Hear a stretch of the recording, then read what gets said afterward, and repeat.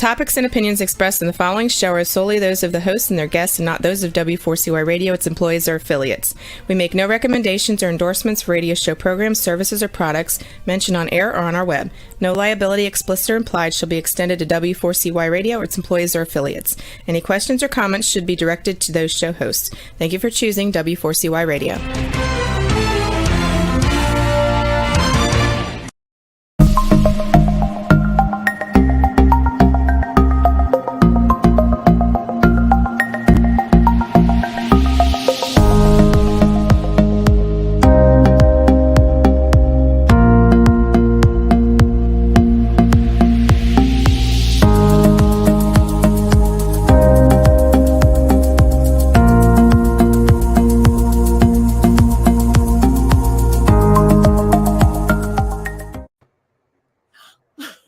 Hi. Hello, Tim Moss. What are you doing here on Triversity Talk? Oh, I just decided I would pop by and see how you're doing. Well, thank you for checking on me because you must be tonight's guest co-host.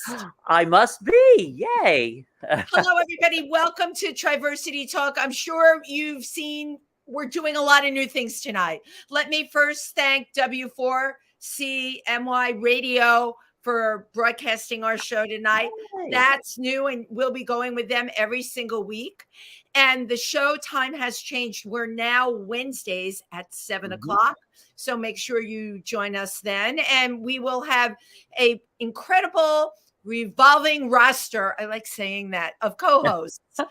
Familiar faces, I may add, and maybe some that aren't familiar. We'll just see how it goes. So thank you for being here tonight. Well, Tim, this is our second time broadcasting live today. Yes, right. Yeah. Actually, we were just broadcasting earlier this afternoon. We are just broadcasting fools. And one of the things that happened, we don't usually give the news on here, but I know many of you know that I'm based out in New York and in Milford, Pennsylvania with Triversity on the weekends. Well, here in New York, as you know, yesterday there was a gunman and 10 people were injured in Brooklyn at the train station. On the subway, yeah. On the subway. And they caught the person. Today they caught the person 4 blocks from where we broadcast our other show. Yeah. So my God, you know what? You realize timing in life is everything. Yeah, very true. Very Just true. never know what to expect anymore. So thank goodness he's off the streets. Thank goodness we're all here. Beautiful day today. Great out there. So without further ado, I want you to meet. I'm very excited about tonight's guest. He is, of course, a member of our LGBTQ plus community. He is what I call the consummate entertainer because he really does it all. I mean, dances like there's no tomorrow. He is got a one-man show, which is called Stories from Las Vegas. Okay, he's been in many productions. He also was born in the UK, which is really interesting, and is here now. And without further ado, I know I am not going to get the role in the last name right, but I want you to meet the consummate performer and entertainer, Brian Alejandro. Alejandro. Tim did it. And Brian, please forgive me. I never learned. Everyone makes fun of me. I never learned how to do the role. I just there's something wrong with the way what is it?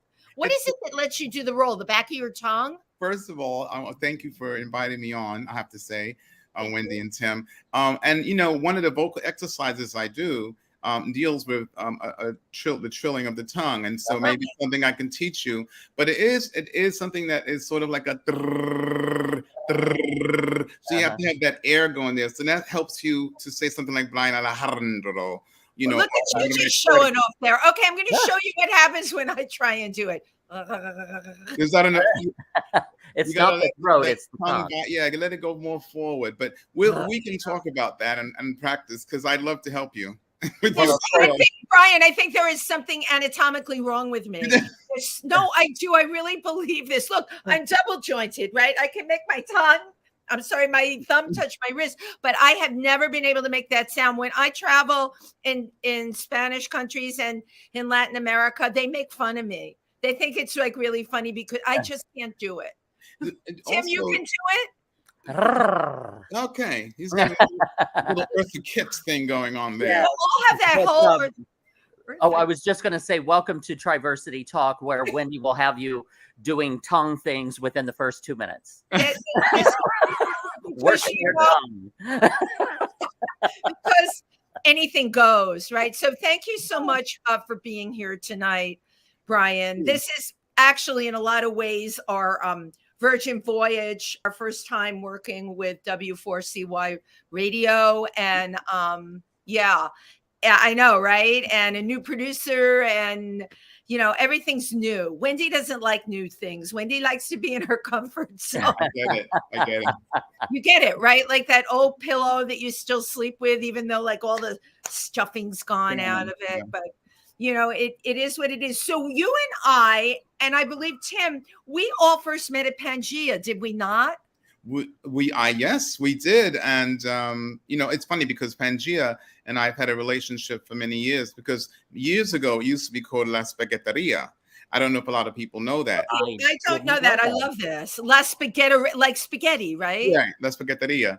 And so I knew the owners there, and I was a lot younger, and they were older, and they were at that time, I guess the word was drag queens, so they would dress up, and I never went in drag, but they invite me to the parties. Halloween was like a big deal. Wait, so tell me what. See, I don't know any of this history. I love hearing this. What years was this happening? Oh my, it's a blur now. Obviously, too much vodka and champagne over the years. But I believe the 80s. Let's just say 80s to be safe. Yeah. All right. Brian, I was in New York in the 80s. Tim, when did you come? Yeah, I came in the early 80s. Early 80s. And 82. I knew, I just went to Studio 54 all the time. And then there were a bunch of little clubs. But I had no idea that Pangea, which was La Spaghetteria, I love that. And was it the same owners? Was it... As far as I know, it's not the same owners. But I think Stephen and Arnaldo know the history. They do know at one point it was La Spaghetteria, and we were able to have some people who made it through the other pandemic, to still support Pangea and what it's grown into. And I think the original owners rather, would have been quite pleased to see where we are now with all the things that are going on. I think it's great. It's brilliant. Right. Yeah. Well, you're talking about really being able to transcend decades, right? Like not only surviving the time change, but surviving the whole era of AIDS in New York, which was like absolutely mind-blowing, I mean, that I don't really think a lot of people now really understood especially if they're young, what was happening. And I think in one way, this pandemic has opened the eyes that you don't have to be a gay person to get a specific disease, right, for gay people, which was quite ignorant. And I mean, a lot of gay people were mistreated. People would throw out they wouldn't let you use their silverware or plates. They didn't want to dine with you. Hospital care was next to none. Some people were just in hallways. So when I hear people complaining about this pandemic, I'm not saying that this pandemic is better or worse, because suffering is suffering. Right. I think experiences, though, in life help people grow. And sometimes their eyes need to be opened that this or whatever can affect you too. You're not living in a bubble. Right. And I found this pandemic to be very reminiscent in many ways. One being that people were having to die alone without any loved ones around them. And that was reminiscent of during the AIDS crisis. Yes. A lot of the families had tossed their gay children to the side to let them die alone. It was almost like PTSD, flashing back. I thought the same thing, Tim. And it's funny because you know what? Until you said it, and I knew it, right? I remember going to St. Vincent's, and they would leave the tray of food outside the room, and there were instructions if you were going to go in, you had to freaking put on a hazmat suit, practically. But you know what? Until both of you just brought this up now, I didn't connect. And the dying alone during this pandemic really hit me. The fact that people were saying goodbye to their loved ones on an iPad was completely and will always be, like you said, PTSD for me, horrible that something like that could have happened. And I did not connect it right now till you both said it. It is really unbelievable. Let me just say this, Wendy, and Tim probably knows. We didn't really, not that we're so old, but we didn't even have the iPad or the cell phone. No, there was no iPad. What happened was your friend or your mate may go into the hospital and you would just never hear from them again. Right. That was it. Right. Yeah, there were a few that I was the last person that they either saw or talked to. Of a few friends of mine. You didn't know that you didn't know that was going to be the last time. Exactly. Wow. Which is why I do try my message. One of my many messages of life is that treat people kindly. Always remember you may not see them tomorrow. Thank you. Right. Bury the hatchet. If there's an issue of some sort, it's not that big of an issue that can't be solved. Absolutely. And just live each day with love and joy. That's it. That's it. And also appreciate the time that we have together. Absolutely. Yes. And really make it count. I have to say, even prior to the pandemic, I think because all of us came through the AIDS era, as they call it, we learned that we have to love each day and treat people like it may be the last time we ever see them again, That's really, really important. All too often, I feel, and especially with, this sounds terrible, little other generations, but they don't have the same awareness. So maybe this pandemic taught people to be more tolerant of each other. Although, like in the LGBTQ community, this is something that's always mind-blowing to me. And Tim and I talk about this a lot. You would think people would be more tolerant of each other, and they're not. There's a huge lack of unawareness. It's almost like, well, my ass is covered, so the hell with yours. Yep. You know?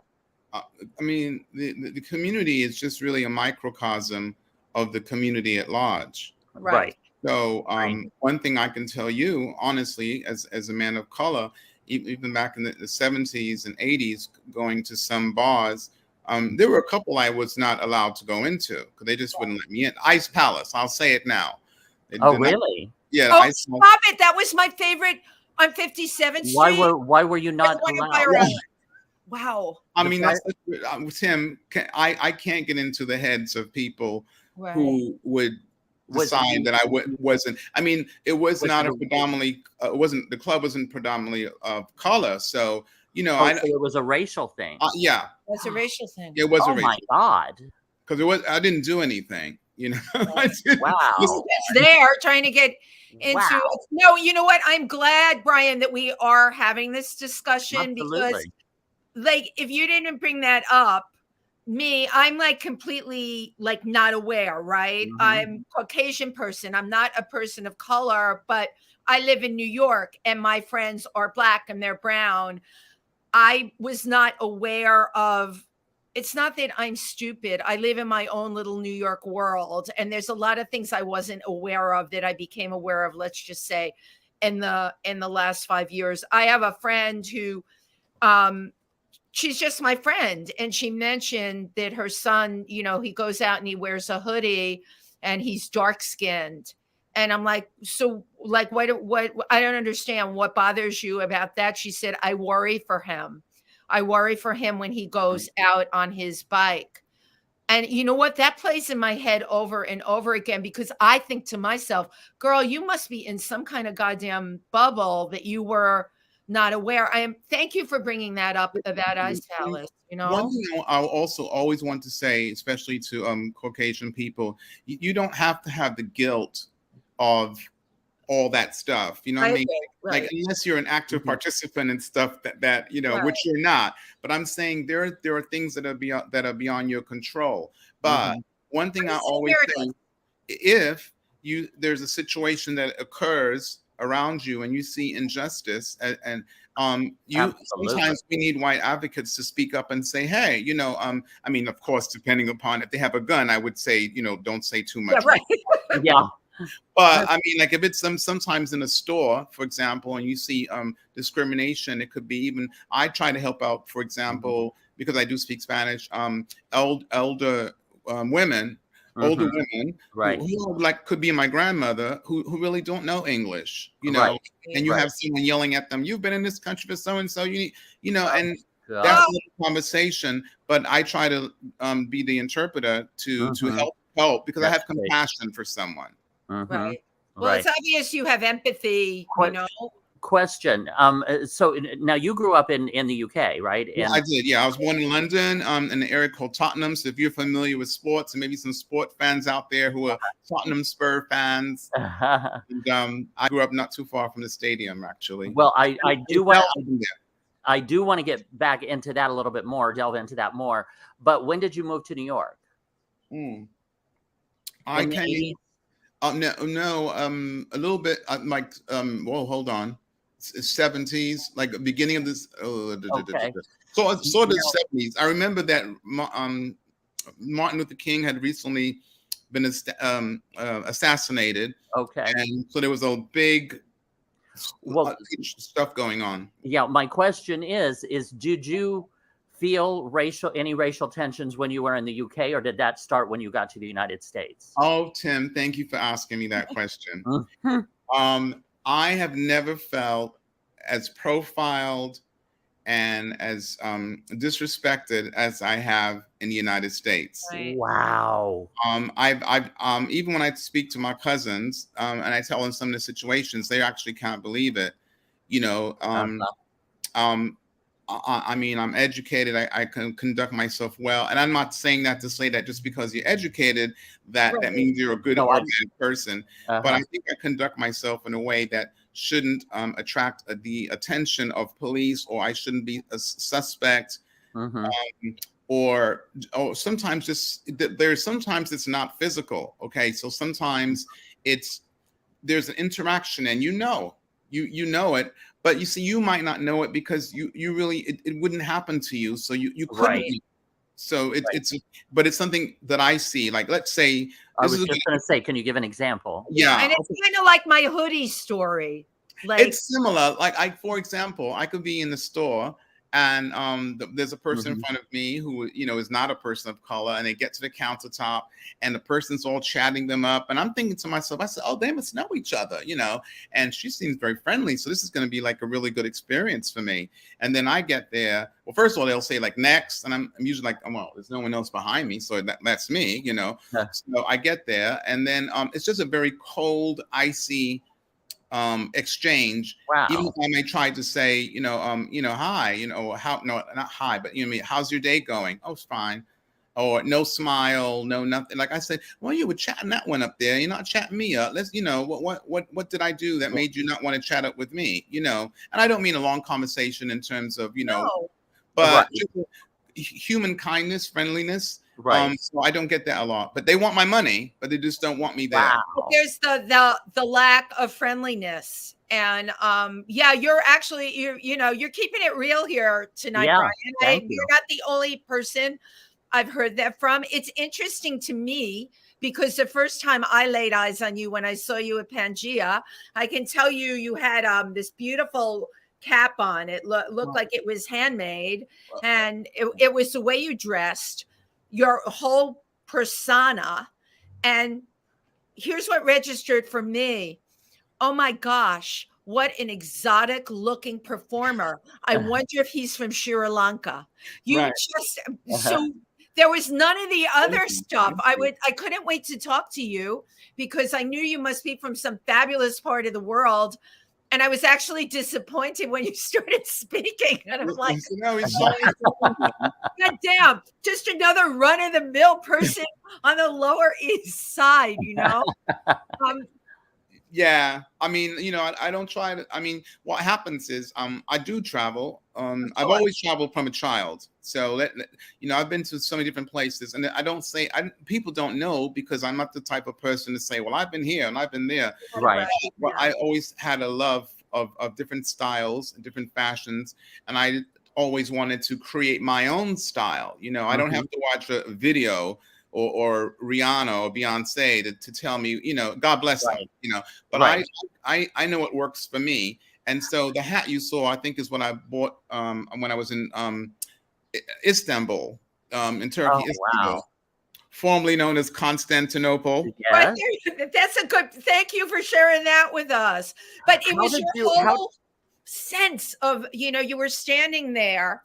And it was your presence. I could call it a stage presence, but it was by the bar. I saw you standing there, and it was just what you gave off. And it is mind-blowing to me that person behind the cash register, I guess he or she was not woke. If it had been me, I would have gone, oh my gosh, how are you today, sir? Did you have a good shopping experience here at, I don't know, H&M? Well, that's where I shop. It's Tim, chime in. Well, this just kind of reminds me of when Black Lives Matter occurred, and I went out and marched, and I had called a mutual friend of ours, Zola Powell. Of course. I'd called Zola because she was having difficulty with it, and I said, what can I as a white man do to help out? And she said, just listen, just be there. And I said, what is the experience that you've had that I don't get? And she was saying, just like when you mentioned shopping, she was mentioning store detectives. Yeah. Wow. Like she can't go shop. She doesn't feel she can go anywhere without store detectives following her around. Yeah. And just things like that. Like I couldn't get in a car and just go driving pretty much anywhere. But yet you might not be able to. Like you're constantly worried that, oh my God, am I going too fast? So am I giving a reason to, for the cops to stop me? Or, it's two. Right. There's two completely different worlds existing in this country. Exactly. At the same time. It is, but the fact that you acknowledge, what you said is so to me, like very not profound, but just very caring. What can I do? Right. And that's the question we should all be asking ourselves. What can we do to make this world a better place for all of us? Because we all live in it. Right. Right. So, I don't window shop. Let's go window shopping. I'm like, oh, no. I'm only going into that store. I have a list of what what I'm going to buy. I sort of know where it is, so I don't look like I'm roaming around. Right. You have to be focused. Yeah, and that's why Amazon has become my best friend. That's not a plug. No one's following me. You can window shop. You can take your time and window shop and look around. Right. Wow.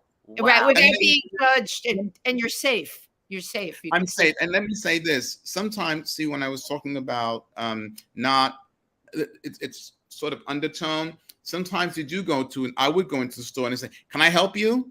And being a speech and language pathologist is what I did many years. The tone that you're giving me sounds very unhelpful. Aggressive. The tone you're giving me sounds like you can I help you? Or why are you here? What are you up to?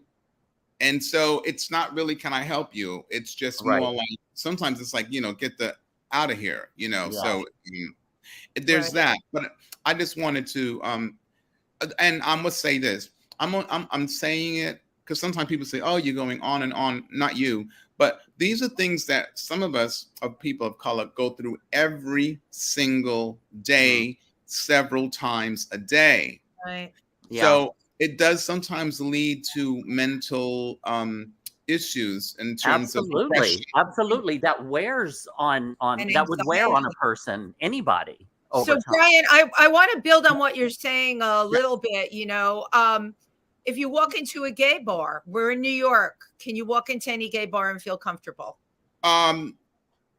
Okay, so within the gay community, I'm going to say at times, because again, within the gay community, there's all little fractions too. I mean, you have the Right. leather bras, you have the Right. The twink thing going on, you have the twink thing going on. Bears, yeah. Yeah. So I mean, and there's some that I've never been a twink. Even when I was a twink, I wasn't a twink. Never a twink, always a ho-ho. Yeah, I'm just me, and I refuse to define myself through these titles. But yeah, there are many.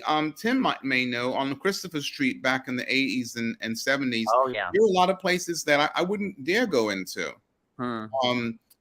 Because it wasn't going to be a positive experience. Right. I didn't feel like I wanted to. Like Martin Luther King already had his fight. I just said, I don't want to be, I can't be Martin Luther King too. I'm just going to be, I'll just go over to, we had a place called One Potato. I remember One Potato. And Keller's. Oh. Well, Keller's was kind of dodgy, even for me, because I come from this little, upper middle class. Oh, honey, I was pushing my wares in Keller's. Wait, Tim, that's what you said your favorite place? You Midwestern. Well, that was one of them, yeah. But I love Two Potato. Yes.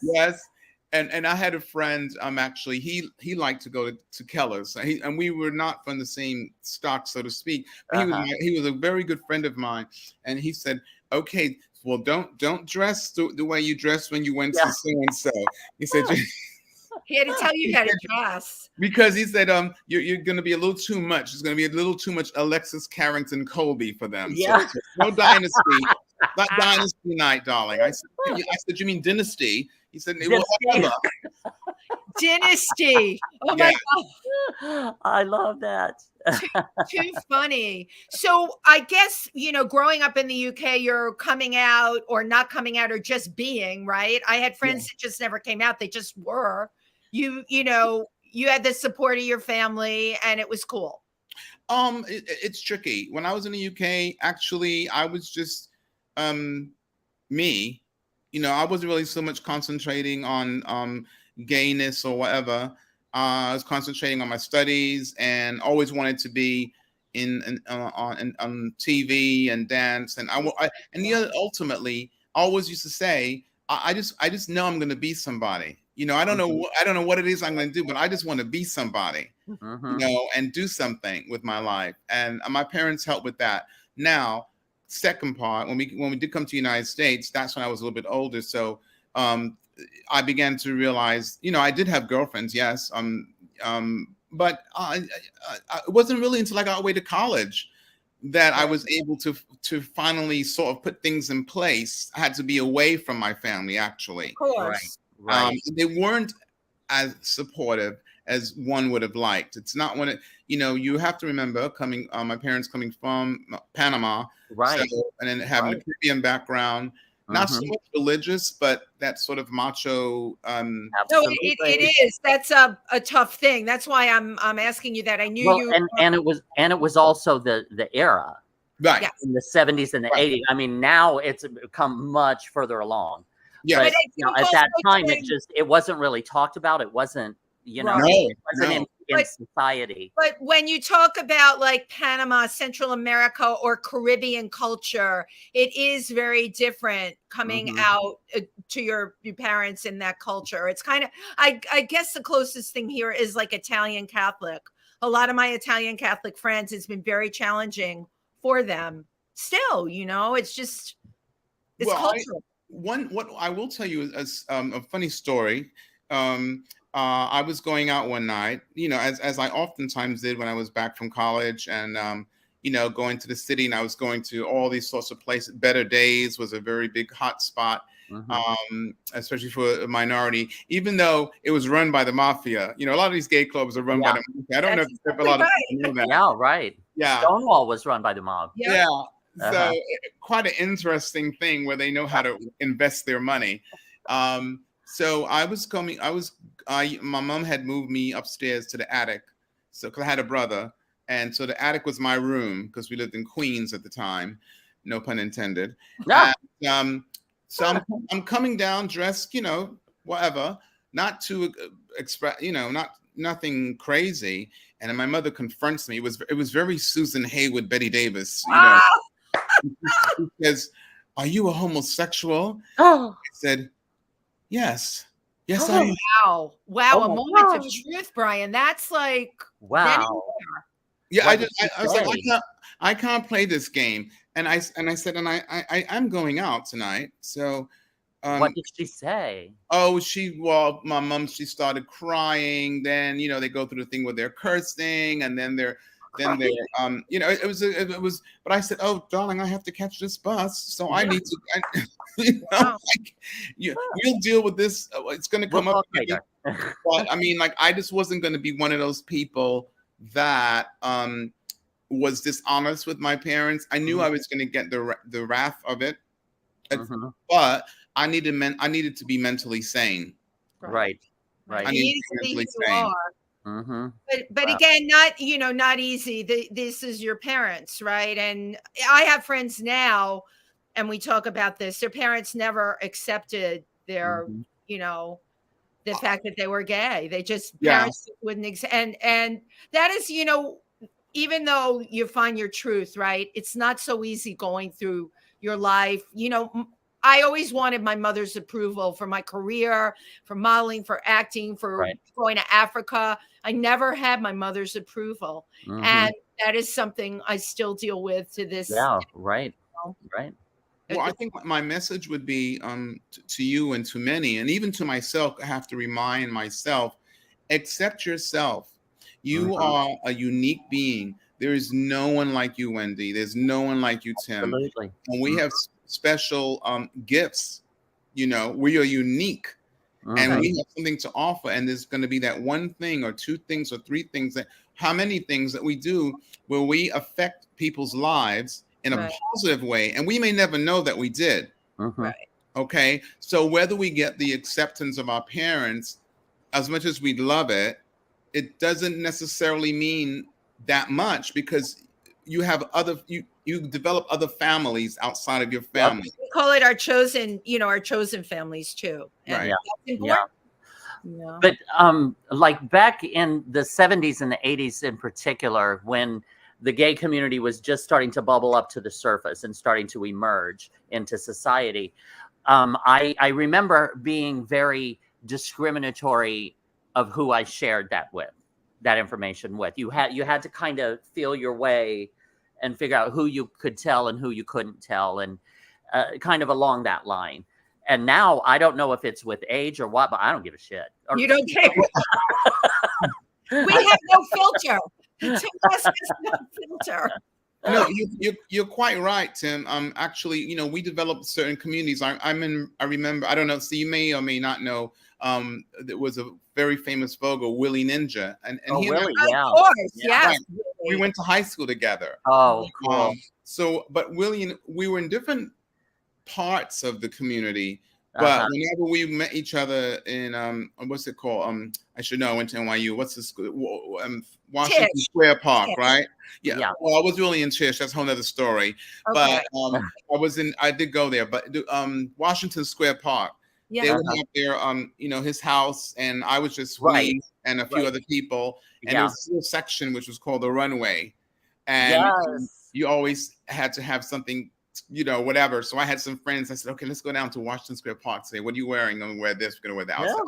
And what we're doing is just walking down this place. Yes. No, I totally love it. You would prepare for it, Right. definitely.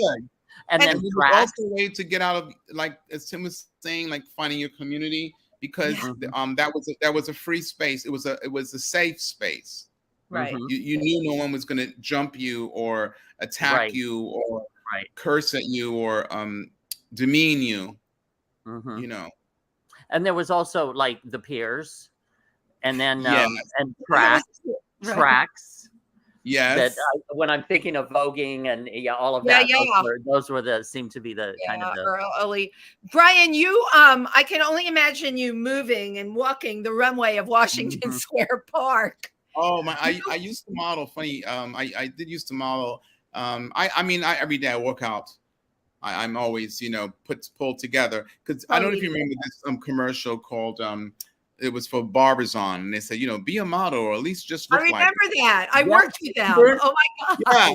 So I started this after college. I started this modeling group, and we would get. I don't know how I did it, without social media, but I would get my group. It was called La Verve Models. That's another thing people can Google, La Verve.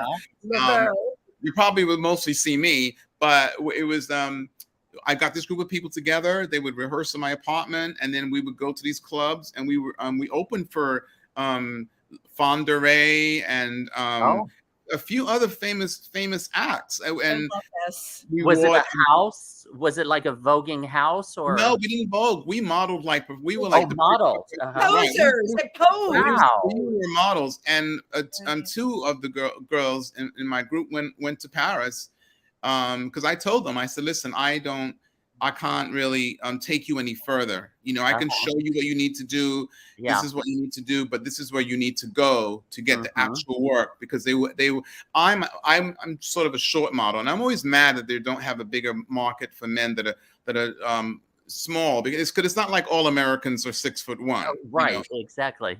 So, but I did what I could, and tried to inspire others. And if I would see someone that had the physical, that's one aspect, but the other thing is having an attitude, you know, and not everyone has it. So you can be tall, but you might not have that je ne sais quoi, you know. Brian, you totally, like, that's what I'm saying. Like, when I first saw you, it was just you were screaming je ne sais quoi. Well, it's just that your outfits or your clothing is an extension of your soul, it seems. Thank you. How did you develop that? Because I don't get it. I'm just like, what am I going to wear today? You know, I mean, it is a process. I mean, sometimes it depends on what it is. I might take 2 days to think about what I'm going to wear. I mean, only because, but it depends what it is. Like tonight, I immediately knew I wanted to wear this color, and so this is actually a vest, and it's from India, and it's quite nice. Actually, I don't know if you can really see it that much. Oh my God, I love that. That's beautiful. Fabulous. Is that like leather? No, these are just regular jeans, but you could wear it with leather. The vest that you have on. What is the vest made out of? Oh, it's it looks almost leather. Yeah, but it's not. No, it's actually a sort of a cottonish. It's beautiful. Wow, that is gorgeous. But it's sewn very nicely. It's very soft, and yeah. So I just try to think about things that work for me. Right. And I don't try to compare this is another thing I want to tell people. I wish I could tell more young people. Do not compare yourself to someone else, because you can't do it. You know, you're never going to be them, and they're never going to be you, right? So why not enjoy you? Right. But also, like, looking at that vest, I love that vest, but it would not, with my body type, that would not look good on me. You can wear that.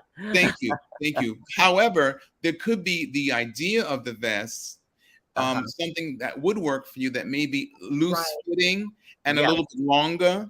It would give the illusion of length and knowledge, actually. Yeah. You know, if you're kind of like Brian is giving you drama, Tim. He's giving you drama. You know, darling, we have got to go shopping. I would love to help you with my closet.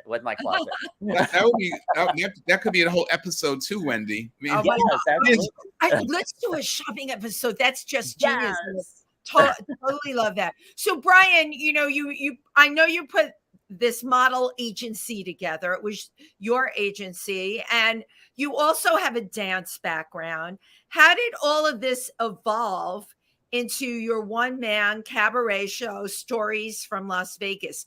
Did you like work with some of those Las Vegas people?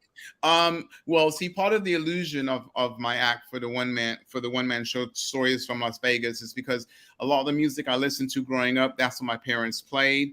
I loved the way Sammy Davis was. He was quite inspirational to me. Along with Frank Sinatra, Vic Damone, all these great singers. What is it about them? I certainly can appreciate them, but you know, they didn't speak to me. They spoke to you. What is it about them that influenced you so much? I love singing. I love singing about love. I love singing love songs. I love performing. I heard one person say one time, well, I want to be a jazz singer. I don't want to be a Vegas singer. And I said to didn't say it directly to me, but within earshot. And I said to myself, what's wrong with being a Vegas singer? Yeah, because right. I'm trying to spread love. I don't know what you're trying to spread right now. It seems like hatred, Yeah. So I love the dressing up. I don't know if you remember the scene from Valley of the Dolls where Tony sings to Jennifer, "Come live with me." Yeah. I'm adding that to my act because that's a song I always wanted to sing, and so that's going to be part of my and also I'll plant my own tree, with Helen Lawson. Yes. So I'm gonna try to sing, but I just like what I like. So I don't want to. I also don't necessarily want to sing songs that have been done over and over and over. Right. I mean, there are some standards I do sing that have been done, but I mean, unforgettable, great song. Don't think I can add anything much to it at this point. And then I look at the range. I look at what makes me feel good. So I danced off Broadway with the Eugene James Dance Company, and I took classes at Alvin Ailey under June Peters, and she taught the Dunham technique, done by Catherine Dunham, who was the first Black person to have a dance company. And she taught Marilyn Monroe and Marlon Brando. Wow. Eartha Kitt. So Eartha Kitt, when I met her, she was like, "Oh," I said, I dance Dunham too. She said, "Oh, come over here, darling." And we had quite a little nice conversation. What made Catherine Dunham's technique different from other people's, do you think? Because it was actually it's a ballet Caribbean a combination of movements that's polyrhythmic. So in other words, your shoulders could be doing one thing and your feet are doing a double time. Yeah. And so that makes it different. But there's a strong ballet base to it. And a lot of times she would have drummers in the studio. So when you're dancing to rhythms with drumming, which is very different from music, it gives you a different feel. Totally. And the Alvin Ailey Company, if you look at the earlier pieces that they did, especially Revelations, you will see some remnants of the Catherine Dunham technique in there. Wow. And there's only a few teachers left. I taught it, so I had my own dance company from. You taught. Wait, I didn't realize that you also taught dance. I didn't see that in that bio that you said. I didn't want to put too much, darling. Please, you lived into it. I will say that I had to get a full-time job only because I live in Manhattan, and obviously, someone has to pay the rent. And so I went back to NYU and I got a master's in speech pathology. And then while at the school, I saw these young kids in the East Village, right in our area. And I said, what can I do to make a difference? What can I do to, and I said, why not try to start a dance company? And so there are like 3 schools in one building. And I was actually, only the principal of the other school gives me credit for bringing the 3 schools together. Wow. Because I asked her, I said, look, during my lunch, I can teach for 30, 40 minutes and teach them some basic dance. And she said, oh, and I wasn't part of that school. And she said, oh, great. And so I started there, and then I ended up working for her school. And then for 18 years, I had a group called the Experimental Dance Group. And that was that the children?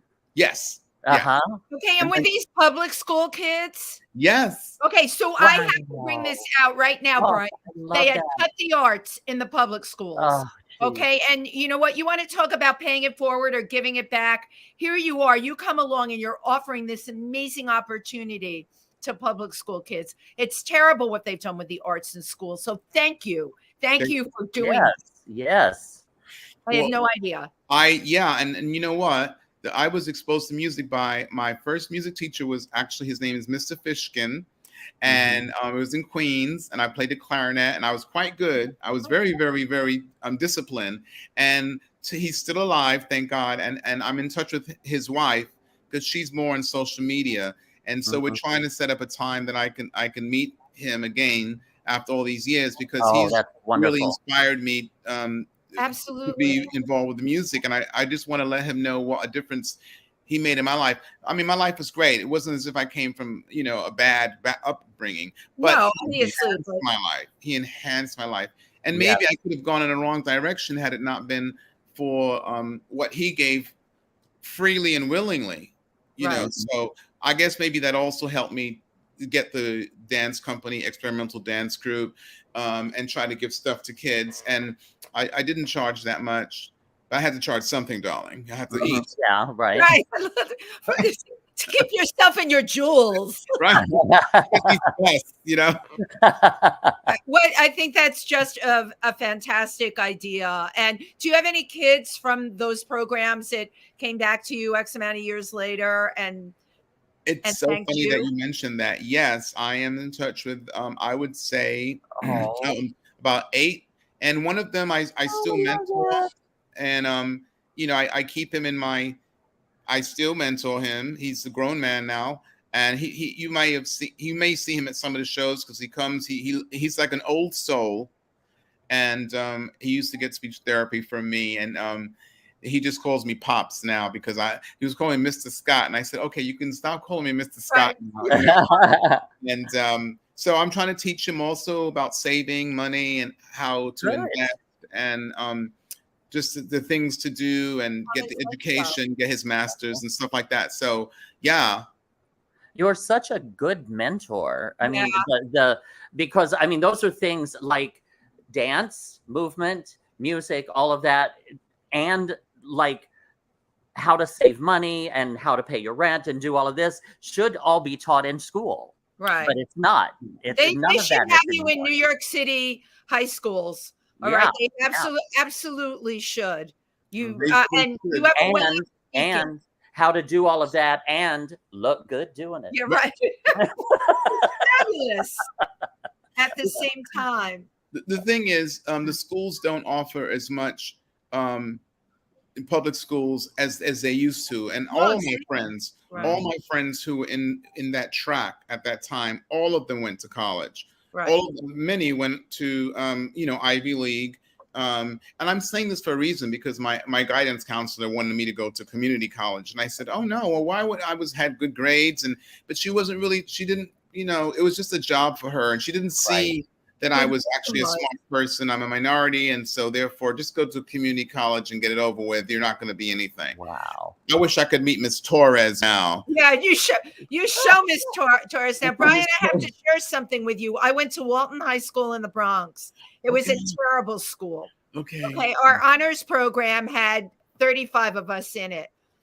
Of those 35, I think 7 went to community college. 6 went away to school, which was such a bizarre concept to me. Why would anyone want to leave their home and go away to school? That was so bizarre.